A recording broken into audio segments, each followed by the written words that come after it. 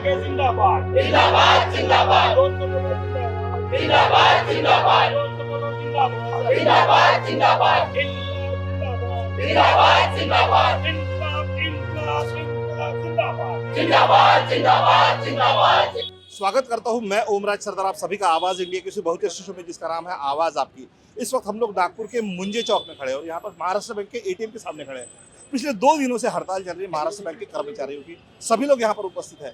किन विषयों को लेकर ये लोग यहाँ पर उपस्थित है, किस कारण इन्हें हड़ताल करनी पड़ी और क्या मांगे हैं इनकी, आइए इनसे बातचीत करके जानते हैं। सर विश्राम सर, मैं आपसे जानना चाहूँगा कि हड़ताल करने के पीछे की क्या वजह है और वो भी बैंक के कर्मचारियों को करनी पड़ रही है।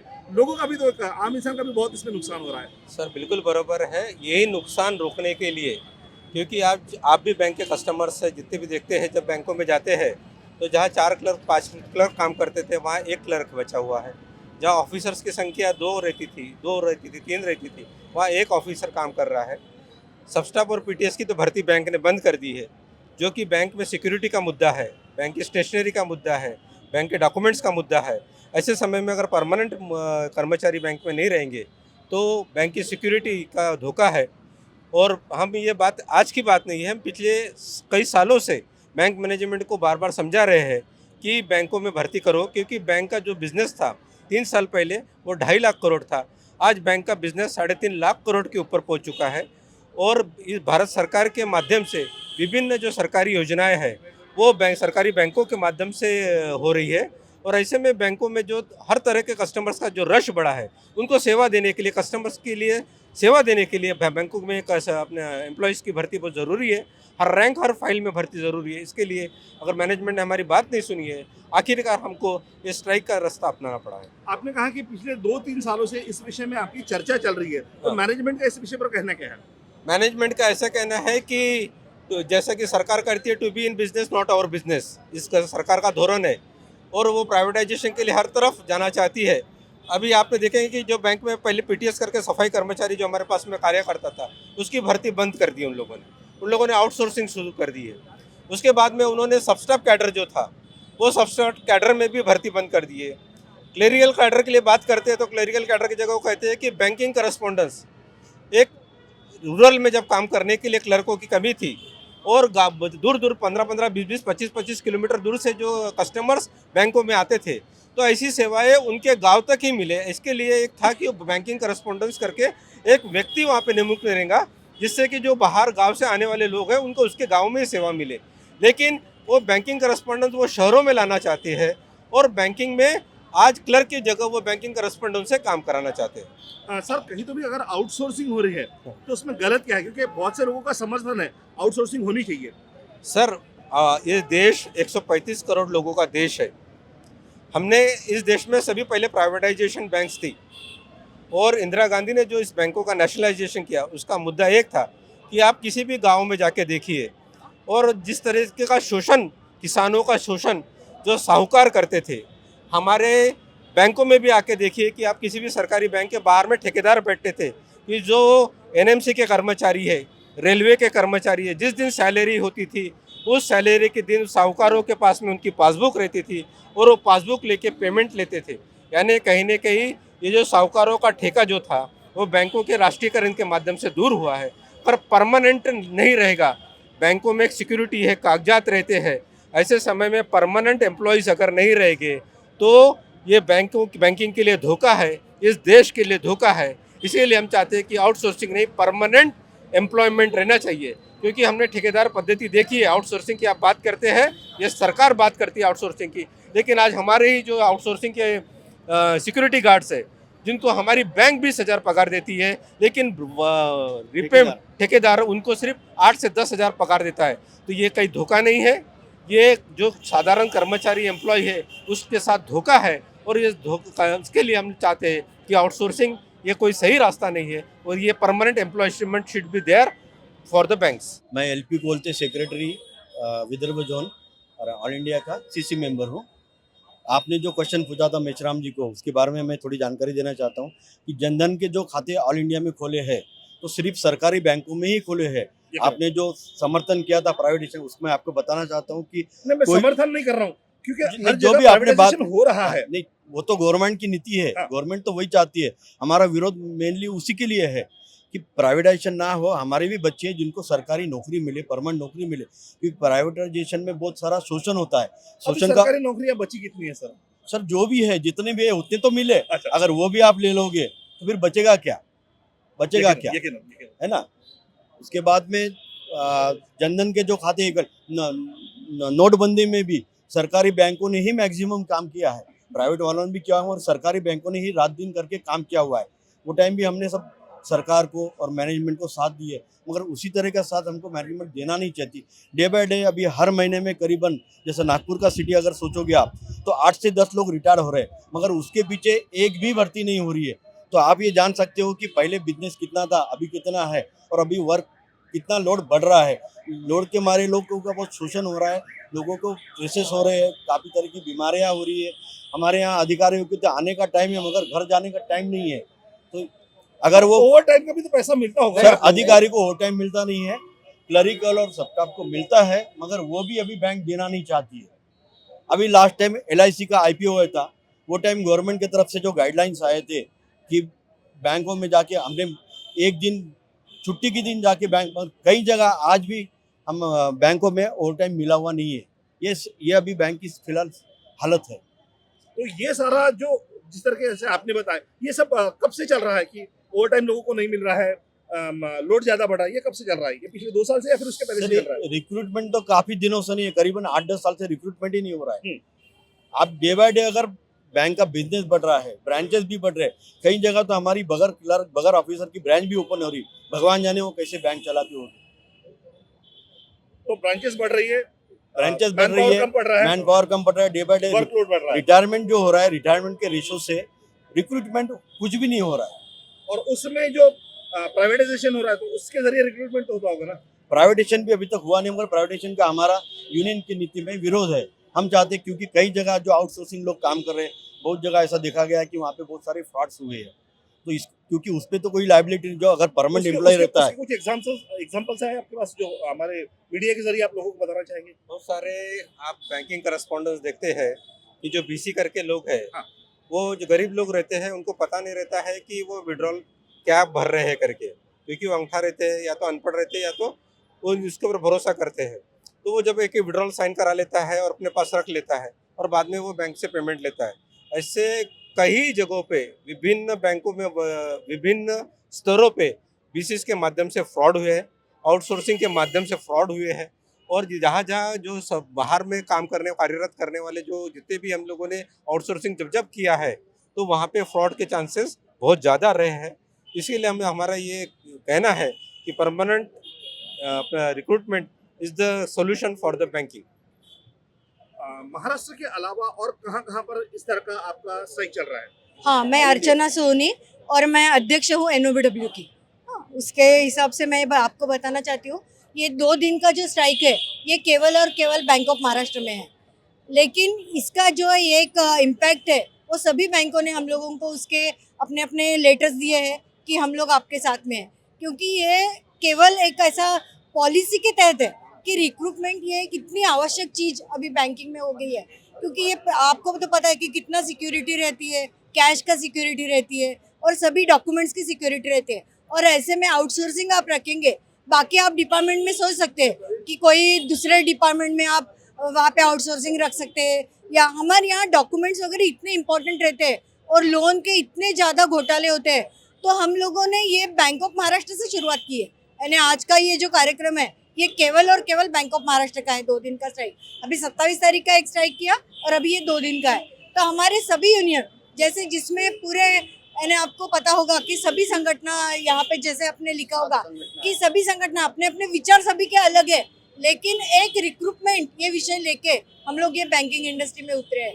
और ये सभी बैंकों के लिए भी एक यानी टर्निंग पॉइंट होगा कि एक रिक्रूटमेंट बैंकिंग में कितनी आवश्यक है। और ये सब हम कस्टमर के लिए भी कर रहे हैं, क्योंकि हम लोग देखते थे कि 10-15 साल पहले यानी जब मैं थी पहले से, अभी तो मैं बैंकिंग में हूँ, लेकिन 30-30 साल पहले देखते थे कि इतने ज़्यादा स्टाफ था और हम लोग अच्छे से सर्विस दे पाते थे। यानी कस्टमर जैसे भी आते थे उनको पर्सनल टच, हमारा बैंक ऑफ महाराष्ट्र का आपको पता होगा कि वो रूल था कि पर्सनल टच हमारे लोगों में लिखा हुआ था। तो इतनी अच्छी सर्विस हम लोग दे रहे थे, लेकिन एक ऐसा सिचुएशन इन्होंने क्रिएट किया है कि अभी लेना ही नहीं है। और कमर्शियल बैंक में बैंक ऑफ महाराष्ट्र नंबर 1 की संगठना करके अभी आगे आई है। तो आप ही सोचो कि बैंकिंग में रिक्रूटमेंट जैसा एक छोटा सा विषय है, और जब नए लोग आते हैं तो उनको कितनी सैलरी रहती है, यानी आप ऐसा सोचते हैं कि इनको निकालना है या बाहर करना है, लेकिन कितनी कम सैलरी में लोग वो आते हैं और कितने कम परसेंटेज में रहते हैं, है ना। यानी ज़्यादा बैंकिंग में आजकल आना भी नहीं चाहते क्योंकि बैंकिंग का इतना लोड सब बढ़ गया है। तो इसके लिए मुझे लगता है कि ये विषय आप लोगों ने भी बहुत अच्छे तरीके से सबने देना चाहिए कि बैंकिंग में सिक्योरिटी के कारण रिक्रूटमेंट ही एक में वो पर्याय है यानी हमारे सामने। इसके आगे अभी हम लोग कुछ नहीं बोल सकते क्योंकि रिक्रूटमेंट जब तक नहीं होगा कुछ काम ही नहीं होगा। सब सिक्योरिटी से सबसे, यानी हम लोग बहुत कस्टमर से भी बहुत गालियाँ खाते हैं। आपको तो पता है कि उनको कोई भी सर्विस नहीं मिली है तो वो तुरंत बोल देते हैं कि अरे आपने सर्विस नहीं दी, ये नहीं किया, आपका प्रिंटर खराब है। और इंटरनेट का तो आपको जमाना सब पता है कि उसकी कितनी सर्विस मिलते होंगे, एटीएम कितने चालू होंगे, तो सब बैंक में ही लोड आता है। तो मुझे लगता है कि ये विषय एक बहुत बड़ा विषय है और इसके लिए अभी 2 दिन का स्ट्राइक हुआ है। अभी इसके बाद में भी जब हमारा बैंक ऑफ महाराष्ट्र का मैनेजमेंट नहीं माना है तो हम इसके आगे पूरा इंडेफिनेट स्ट्राइक करने वाले हैं। और इंडेफिनेट स्ट्राइक में हमारे पूरे जो बैंक ऑफ महाराष्ट्र के नहीं बल्कि सभी बैंकों के सभी संगठन जो ऑल इंडिया लेवल पर काम करते हैं वो सब हमारे साथ में रहने वाले हैं। मैं सुरेखा उमर AIBA इसी मेंबर हूँ। सर हमारा जो बैंक है कोई भी नेशनलाइज बैंक ये पब्लिक डीलिंग होता है, ठीक है। एंड हमारा जो प्रायोरिटी पहला होता है वो कस्टमर सर्विस। हमारा बैंकिंग वहीं से स्टार्ट होता है, वहीं पे खत्म होता है। अनलेस एंड अनटिल हम अच्छा कस्टमर सर्विस नहीं देंगे तब तक हम सेटिस्फेक्शन नहीं कर सकते कस्टमर का। तो हम लोग को रिक्रूटमेंट ज़रूरी है बिकॉज जब तक प्रॉपर स्टाफ नहीं होगा हम लोग उनको सर्विसेज नहीं दे पाएंगे प्रॉपरली। हमारा बर्डी ब्रांच है सर, यहाँ पे 2 शिफ्ट में पहले काम चलता था। अयोध्या नगर ऐसे काफ़ी ब्रांचेस थे जहाँ हम लोग डबल शिफ्ट में काम करते थे। We are having many numbers of staff members. अभी एक शिफ्ट में भी काम करने के लिए हमारे पास सफिशिएंट स्टाफ नहीं है। एंड सेकेंडली ये हमारी पर्सनल लाइफ को, वर्क लाइफ बैलेंस को बहुत डिस्टर्ब करता है बिकॉज लीव का इशू हो जाता है। कभी फैमिली में कोई प्रॉब्लम हो जाती है तो हम छुट्टियाँ नहीं ले पाते हैं। तो फैमिली रिस्पॉन्सिबिलिटी, सोशल रिस्पॉन्सिबिलिटी सारी हमारे ऊपर है। तो वो सबको बैलेंस रखने के लिए रिक्रूटमेंट बैंक में होनी चाहिए sir. It's a need of time. हमारा बैंक बिजनेस ग्रोथ कर रहा है, we are number 1, we are working hard for it. हम कहीं पीछे नहीं है बट वी स्टिल डिमांड कि हमको प्रॉपर रिक्रूटमेंट रहा, प्रॉपर सोर्सेज रहे, we can give better public service. We are also in the favour of bank growth. हम कभी बैंक का नुकसान नहीं चाहेंगे। So we need recruitment, it's a need of time sir. Thank you. मैं Rashmi Wakodikar AIBA EC member. Rural branch में हमारी ये हालत है कि वहाँ पे जहाँ 2-2 क्लर्क हुआ करते थे आज वहाँ एक ही क्लर्क है। एक क्लर्क को कैश भी करना पड़ता है, बाकी के काम भी करने पड़ते हैं और उनके पास सब स्टाफ भी नहीं है। तो ऑफिसर और क्लर्क बस ये 2 ही लोग होते हैं वहाँ काम करने वाले। और जो कस्टमर होते हैं उनकी डिमांड्स फुलफिल होती नहीं है, उनके काम सही समय पर होते नहीं है। तो कस्टमर की भी गालियाँ खानी पड़ती है हमको। और ऊपर से जब सब स्टाफ नहीं होता हमारा तो फाइल निकालना है, कुछ चीज़ें करनी है, क्योंकि कोई भी डॉक्यूमेंट्स बिना दे के हम कोई काम नहीं कर सकते। उन चीज़ों के लिए जो सब स्टाफ चाहिए वो बैंक देने के लिए तैयार नहीं है। और वो अगर देते हैं वो टेंडर बेसिस पे अगर लाएंगे अंदर तो वो कस्टमर के डॉक्यूमेंट्स की प्राइवेसी के खिलाफ होगा, जो किसी और के हाथ में जाने ये बहुत बड़ी बात है। इसलिए हम लोग चाहते हैं कि रिक्रूटमेंट करनी चाहिए सारी ब्रांचेस में। स्मिता पांडे। रिक्रूटमेंट एक इम्पॉर्टेंट पार्ट है, not for present, for future also. अगर आप बोल रहे हो कि हम आउटसोर्स करेंगे, हम बैंक में बाहर से लोग लाते हैं तो सिक्योरिटी कहीं भी नहीं रहती है, ना डॉक्यूमेंटेशन की, ना कस्टमर की, फंड्स की, ना कुछ भी। अगर रिक्रूटमेंट नहीं होगा, आज हम लोग इतना पढ़ाई करके बैंक में है, अभी हम लोग है, व्हाट एवर आवर फ्यूचर, अपने जो लोग हैं जो फ्यूचर के लिए इतना एफर्ट्स कर रहे हैं, अपने पढ़ाई कर रहे हैं just for security for a job, अगर रिक्रूटमेंट ही नहीं होगी, आउटसोर्स होगा, तो उन बच्चों का क्या जो अभी इतना हार्ड वर्क करके प्रिपेयर करके एग्ज़ाम दे के बैठे हैं, उनके लिए एग्ज़ाम हुई है, पास हुई है, बट रिक्रूटमेंट का ऑफर लेटर नहीं है, कोई ब्रांच ले ही नहीं रही है। और यहाँ पे हम भी रिक्रूटमेंट के लिए एफर्ट्स ले रहे हैं क्योंकि यहाँ पे हम लोग सर्विस नहीं दे पा रहे कस्टमर को। We were very famous for a services. हम लोग का एक पर्सनल टच था, हम लोग with a smiling face customer को सर्विस देते थे और विद अ स्माइलिंग फेस उनको बाय भी बोलते थे। इतना रिलेशन ये था कि हमको even we were a family, जैसे हमारा स्लोगन है 1 फैमिली 1 बैंक। तो वो चीज़ को अभी हम लोग बिकॉज ऑफ रिक्रूटमेंट नहीं जस्टिफाई कर पा रहे। अभी मैं जैसे कस्टमर को बोलना चाहूँगी, जैसे उनका एक कंसर्न रहता है कि अगर स्टाफ नहीं है तो ये हम तुम्हारा प्रॉब्लम है, बट ये जो लड़ाई हम लोग जो रिक्रूटमेंट के लिए लड़ रहे हैं, ये आप ही की सर्विस के लिए, आप ही के फंड्स की सिक्योरिटी के लिए लड़ रहे हैं। अगर ये रिक्रूटमेंट नहीं होगा, स्टाफ नहीं होगा, तो ना आपकी सर्विस होगी ना सिक्योरिटी होगी। अगर आप बोलेंगे कि ये बैंक प्राइवेटाइजेशन होनी चाहिए, अगर ये बैंक प्राइवेटाइजेशन होगी तो ना आपका रेट ऑफ इंटरेस्ट कंट्रोल में होगा, ना आपकी फिक्स डिपॉजिट कंट्रोल में होगी, सिक्योर होगी।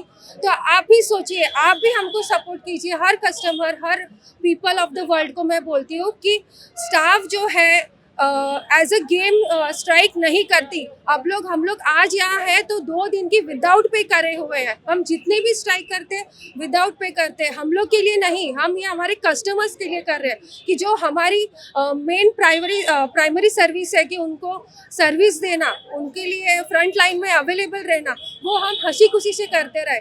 हम लोग कभी नहीं चाहेंगे कि हमारा कस्टमर डिससेटिस्फाई रहे, वो हमारे बैंक में आए तो ये सोचे कि ये प्राइवेट है, इसको इनसिक्योरिटी ना हो। आज भी आप प्राइवेट बैंक में जाते हो तो जो इनसिक्योरिटी आप फेस करते हो वो इनसिक्योरिटी हमारे बैंक में आपको ना फेस करे, इसलिए हम लड़ रहे हैं। हमारे नए बच्चों के लिए रिक्रूटमेंट मिले इसलिए हम लड़ रहे हैं, हम विदाउट पे करके इसलिए हम लड़ रहे हैं। वर्क लाइफ बैलेंस होना चाहिए इसलिए हम लड़ रहे हैं। मैं जयवंत गुरुवे, महासचिव eastern Maharashtra bank employees association को मैं सभी बैंक को रिप्रेजेंट करता हूँ। ये शुरुआत बैंक ऑफ महाराष्ट्र से हुई, ये हमारी जायज़ मांगों को लेके है। कौन बैंक नहीं चाहता कि बैंकों में भर्ती होना चाहिए। दूसरा ये कि द्विपक्षीय वार्ता, बायलैटरलिज्म, यही एक जरिया है ट्रेड यूनियन के लिए मैनेजमेंट के साथ में बैठ के बात करें।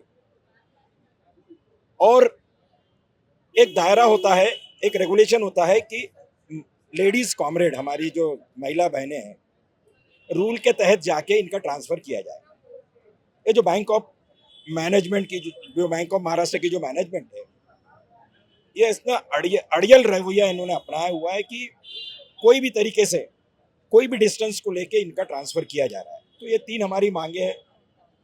ये मदहोश मैनेजमेंट जो है ये अपने हरकतों से बात नहीं आ रही। तो हमारे ऑल इंडिया में ऐसी एक चर्चा चल रही है, अगर ये 2 दिन के हड़ताल से अगर ये मैनेजमेंट बाज नहीं आएगी, क्योंकि ये slowly it will percolate to other banks also, तो हम अनिश्चितकालीन हड़ताल के लिए जरूर हम जाएंगे अगर ये मैनेजमेंट ऐसी मानती नहीं है। ये हमारी मांग है बस। सर, ये जो 2 दिन का हड़ताल है, ये 2 दिनों में बैंक में कितने कर्मचारी इस वक्त काम कर रहे हैं और कितने कर्मचारी हड़ताल पर हैं? सर, पूरा 90% लोग, सिर्फ मेरे इंफॉर्मेशन के हिसाब से 7 लोग अंदर काम कर रहे हैं। सिर्फ 7 लोग? 7 लोग। मतलब बैंक नागपुर का मैं बता रहा हूँ, बैंक चल रहा, मतलब एक हमारा एक दायरा होता है, उसके ज़्यादा तो वो काम कर नहीं सकते, क्योंकि ऑफिसर्स भाई भी हमारे साथ में है, तो काम करने का कोई मतलब ही नहीं आता। और जॉइंट कस्टडी होती है चाबी की, हमारे ऑफिसर्स हमारे साथ में है, तो कैश खुलेगा नहीं तो काम होएगा नहीं। मतलब भले ही बैंक शुरू हो लेकिन काम पूरी तरीके से बंद है, बंद ऐसा है, बोल सकते हैं। बिल्कुल बंद है, paralyse. Not in Nagpur, it is all over India. तो सर, कहीं तो भी एक आम इंसान जो आपका एक कस्टमर है, हाँ। उसका कहीं तो भी नुकसान नहीं सर, होगा? हम ये नहीं चाहते हमारे वजह से जनरल पब्लिक परेशान हो, लेकिन ये जो परेशान तो हो रही है। लेकिन आजकल ऑल्टरनेट चैनल इतने सारे हैं, जैसे एटीएम का माध्यम है, इंटरनेट बैंकिंग है, तो इससे लोग अपना अपना ट्रांजैक्शन कर लेते हैं। नहीं, लेकिन सर वो इंसान जो इन सारी चीजों से परे है, जिसे हम लोग लेबर कहते हैं, हाँ। जिसे हम लोग वर्कर्स कहते हैं, उनके पास ये सारी फैसिलिटीज नहीं होती है, लेकिन या फिर वो फिर भी मैं कर आप नहीं पाते फिर हैं। भी मैं आपसे बता रहा हूँ कि हम ये नहीं चाहते कि आम जनता हमारे कारण परेशान हो, ये कोई नहीं चाहता। हम तो चाहते हैं हमारी बैंक अच्छे से प्रोग्रेस करो। और बैंक ऑफ, जैसा मेश्राम साहब ने बताया, बैंक ऑफ महाराष्ट्र का जो बिजनेस है 2.5 लाख करोड़ से 3.5 लाख करोड़ हो गया है। ये किसके वजह से हुआ है? ये वर्किंग फोर्स के वजह से हुआ है। तो हम भी ये नहीं चाहते, क्योंकि ये हमारा जो ऑर्गेनाइजेशन है, this is bread and butter for us. नमस्कार, मैं रुपेश नागरिकर, मैं bank of Maharashtra officer organisation का जोनल सेक्रेटरी हूँ नागपुर रीजन का, और हम मेजॉरिटी यूनियन है ऑफिसर्स में। ये जो हमारा 2 दिन का स्ट्राइक हो रहा है, इसके जो 5 मुद्दे हमारे हैं वो हम मैनेजमेंट के सामने रखना चाहते हैं, और जो हमने पहले भी रखे हैं, और मैनेजमेंट जिस पे कार्रवाई नहीं कर रहा है, और जो कार्रवाई हो रही है वो भी बहुत छोटे स्तर पे हो रही है, जिसका हम हमेशा से विरोध करते आ रहे हैं। और उनको हमेशा हमारे एक हमारी एक द्विपक्षीय वार्ता होती है जो उन्होंने पूरी तरह बंद कर दी है। ये कम्युनिकेशन करना ही नहीं चाहते। कम्युनिकेशन करना ही नहीं चाहते। जो हमारे जो उच्च स्तरीय अधिकारी है वो पहले तो मीटिंग में आते ही नहीं थे, कोई तो भी नीचे स्तर के मैनेजमेंट के किसी आदमी को भेज देते थे, तो द्विपक्षीय चर्चा ही इन्होंने बंद कर दी है। जैसे कि आपने पूछा कि यहाँ पे जो कस्टमर है उनको परेशानी हो रही है। सर, हमने पहले ही दिन और आज भी जब आप देखेंगे तो सारे कस्टमर्स ने हमने पहले माफ़ी मांगी है सर कि ये जो स्ट्राइक हो रहा है ये आपको सर्विस देने के लिए हो रहा है, आपको सर्विस बढ़ाने के लिए और आपको अच्छी तरीके की सर्विस देने के लिए हम ये स्ट्राइक कर रहे हैं। देखिए, आपने देखा होगा स्ट्राइक हमेशा अपना वेज रिवीजन या अपनी सैलरी बढ़ाने के लिए होती है, जो कि इसका कोई भी हमारा इस स्ट्राइक में आप देखेंगे तो सैलरी बढ़ाने का या ऐसा कोई भी प्रस्ताव हमने नहीं रखा है मैनेजमेंट के सामने। जो भी चीज़ें रखी है वो जेन्युइन चीज़ें रखी है जिससे कस्टमर सर्विस अच्छी दे पाए हम। और अगर इन्होंने रिक्रूटमेंट की तो एक हमारा वर्क लाइफ बैलेंस होता है जो हम अपनी फैमिली को देना चाहते हैं, वो भी हमारा इम्प्रूव हो जाएगा। बाकी कस्टमर सर्विस जो हमने अभी इतने कम समय में इतना तरक्की की है, बैंक को इस स्तर पे पहुंचा है कि नंबर 1 बैंक बन गए मिड साइज बैंक में। वो जो बैंक है उसको हम और भी आगे तरक्की कर पाए, इसके लिए हमारा ये संघर्ष चल रहा है। और हम ये आशा करते हैं कि मैनेजमेंट हमारी ये बात सुने और इसका जो ये ग्रोथ है इसमें सारे लोग जो शामिल हैं उनका भी एक सामने जाके ये सब संघर्ष खत्म हो। हाँ सर, मैं आपसे एक बात जानना चाहूंगा कि हर कोई बोल रहा है कि मैनेजमेंट नहीं सुन रहा है, मैनेजमेंट नहीं सुन रहा है, मैनेजमेंट नहीं सुन रहा है। मैनेजमेंट में जो लोग बैठे हैं वो कभी कभी आप ही जैसे एम्प्लॉय हुआ करते थे, मैनेजर्स लेवल से पोस्टिंग होगी, शायद वो मैनेजमेंट में गए हैं, उनको भी ये सारे प्रॉब्लम्स पता है, फिर भी वो लोग नहीं सुन रहे। इसके पीछे की वजह मैं आपसे जानना चाहूंगा आपके परिचय के साथ। मैं विघ्नेश पाध्ये, एनओबीडब्ल्यू का बैंक ऑफ महाराष्ट्र का ऑल इंडिया सेक्रेटरी। एनओबीडब्ल्यू बीएमएस के साथ एफिलेटेड है जो भारत में नंबर 1 ट्रेड यूनियन है। आपकी बात सही है कि जो मैनेजमेंट में आज है वो भी निचले स्तर से गए हैं, उसमें से कुछ लोग गए हैं, कुछ लोग डायरेक्ट जो ऑफिसर स्केल 2 स्केल 3 स्पेशलाइज रहते हैं उनको बेसिक बैंकिंग का जो ब्रांच का नॉलेज है वो स्पेशलाइज होने के कारण उनको पता नहीं है। दूसरी चीज़, बैंक में एक बोर्ड ऑफ डायरेक्टर्स होते हैं, तो 2017 से जो बोर्ड ऑफ डायरेक्टर में आईबीपीएस जो बैंकिंग रिक्रूटमेंट की संस्था है उनको जो एक इंटेंट जाता है कि इतने क्लर्क्स इस बार कम है, तो 2017 से 2022 तक करीब 1200 क्लर्क और 2200 ऑफिसर, ये जो रिटायरमेंट, डेथ और अन्य वजह से जो कमी हुई है स्टाफ में, उसका बोर्ड ऑफ डायरेक्टर द्वारा अप्रूवल ये संख्या है। और ये संख्या होने के बावजूद ये जो ईडी है ये किसी कारणवश इनको अपॉइंटमेंट नहीं कर रहा है, और इसीलिए हमको संघर्ष करने के लिए आज रास्ते पर उतरना पड़ रहा है। इसके लिए कैंपेन चला है बाकायदा। हमने कस्टमर को ट्विटर के माध्यम से और अन्य जो सोशल मीडिया के माध्यम है उसके माध्यम से हमने कस्टमर को भी इसका अवेयरनेस किया है कि ये जो स्ट्राइक है ये आपके भले के लिए भी है और साथ में हमारा जो वर्क लाइफ बैलेंस है उसके लिए है। इसलिए कस्टमर का भी नीचे के स्तर से, ग्रास रूट से हमको इसका समर्थन मिल रहा है। और जो 2 दिन की तकलीफ उनको एक स्ट्राइक के कारण हो रही है वो भी उन्होंने सहर्ष से इसका स्वागत किया है, ताकि जाके आगे चल के हमको अच्छी सुविधा मिल सके, हमारा जो पैसा हम बैंक में रखते हैं वो सेफ रख सके।